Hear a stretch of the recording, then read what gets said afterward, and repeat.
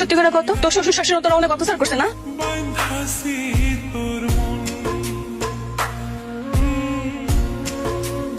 আমি কাউরে ছাড়ব না, আমি কাউরে ছাড়ব না আব্বা।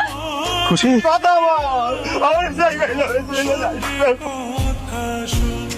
ব্যাপার খুশি, আমি কতবার কল দিলাম, ঠিক আছে তো? ঠিক আছে, আচ্ছা শোনো, আমি ঢাকা এসেছি, আমি গ্রামে আসবো তোমাকে নিতে। আশা লাগবে না, আমি একাই চলে আসবো। আব্বা, খুশি যে মারা গেছে এই খবর ও শ্বশুর বাড়ি কাউরে জানাইব না। অসুস্থ হাঁপানি এরকম বউ মেয়েতে কি করে সংসার করে খাবি? তুমি একাই চলে এলে? হ্যাঁ, একাই চলে আসলাম। তোমাদের সবার কথা খুব মনে পড়ছিল, তাই তো একাই চলে আসছি। ঠিক করেছিল শাশুড়ি আম্মা?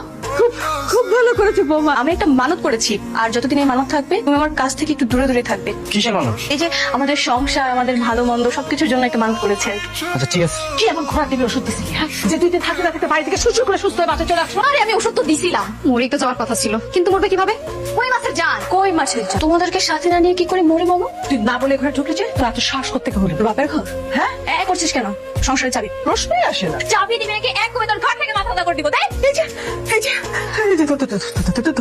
এবার রান্না করে যা, একসাথে 3-4 পদা তরকারি রান্না করবি। এই কি হচ্ছে? রান্না না করে কি খুজুর খুজুর খুজুর খুজুর হচ্ছে এখানে? এই কি ব্যাপার? না পোড়া গন্ধ বের হচ্ছে কেন?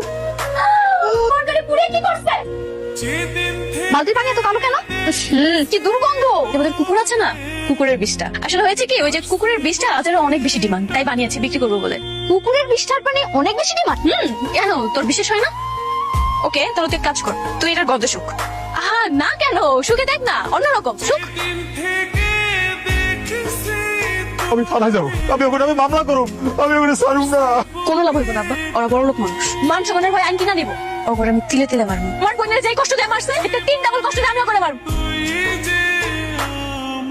আমি জানি তুমি খুশি না, তুমি হাসি। আমি তোমাদের গ্রামে গিয়েছি, তোমার বাবা সবকিছু আমাকে খুলে বলেছে।